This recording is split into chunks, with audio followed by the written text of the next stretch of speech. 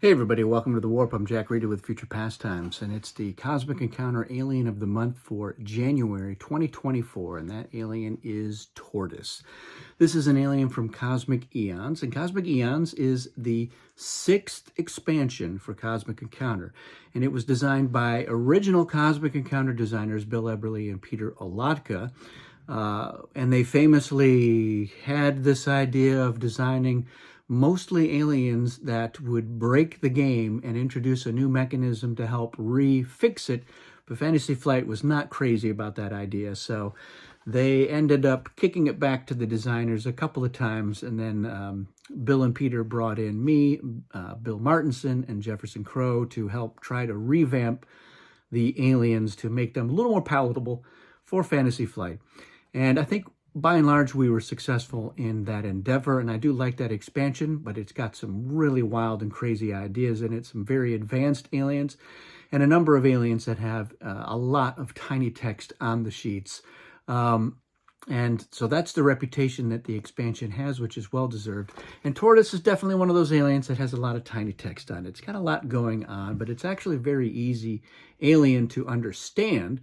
Playing it, though, can be challenging, which is why it is red alert. So let's take a look at what it does, and then I'll talk about why I made it the alien of the month for January. So you have the power to dawdle. At the start of each of your turns, use this power to receive 4 rewards and end your turn. So that's pretty interesting. You're not really getting a turn. You're not really having an opportunity to advance your score on your turn. You can still do that as an ally. But what you're trying to do is you're trying to get rewards. Now, it goes on to further. Each time you draw a card as a reward, draw the top card from an appropriate deck or discard pile. So you can use it to get reward deck cards, because they are rewards, but you could also get them from the discard pile instead of the top of the deck, which can be really interesting if the top card is really good, or you know that there's some good cards on there and you're getting a couple. Any or all cards that you draw as rewards may be placed face down on this sheet in your shell. Your shell is not part of your hand and may not be used until the end of the game, but you can look at it any time. So the idea here is that you are building up a cache of cards for later. When the game ends, if you have not lost this power, add all cards in your shell to your hand. If you are not one of the winners, take one final turn. You cannot use this power to gain rewards, and no other players may become the offense regardless of other game effects. So, no time dash. You may have as many encounters as you can, even if they are not successful, and even if you lose this power, until you either run out of encounter cards or become a winner, sharing the win with all other players who are now achieving a victory condition, if any. So that's a really interesting idea, is that Tortoise is not really doing their turn. They want to try to do one big honkin' turn at the end, and hopefully they've accumulated some reward cards, some really good cards that help them to do that. But there's one more little paragraph here. Whenever you are part of a shared win, if you have not lost this power, you may either accept the shared win or attempt to win alone by having one more encounter, if you still have an encounter card. Other players who were part of the shared win may not ally with you. If you gain a foreign colony, you win alone. If not, you lose the game and the other winners win. So the idea here is whether you've used this first part or not, if you're part of a shared win and you're really greedy to win alone, you've got one last chance to do it. Nobody who was going to win with you before can help you. Now, somebody who is, let's say they were at 4 foreign colonies, they could continue to help you to do it, or they were at 5, and but not part of the shared win, which could happen. It's weird. Let's say Sneak was in there, but they would still be sharing the win. So I take that back. But that's the idea, is that it's meant to tempt you. And boy, every time I play this, I get to that point and I'm like, all right, it could be a shared win. And I'm somebody who is known as being a player who prefers shared wins over shared losses. And I am often quite happy to win with other players. But Tortoise is designed to go it alone. That's the whole point. And so I feel like I'm not really using the alien the way it's intended to be used if I don't take that one last encounter.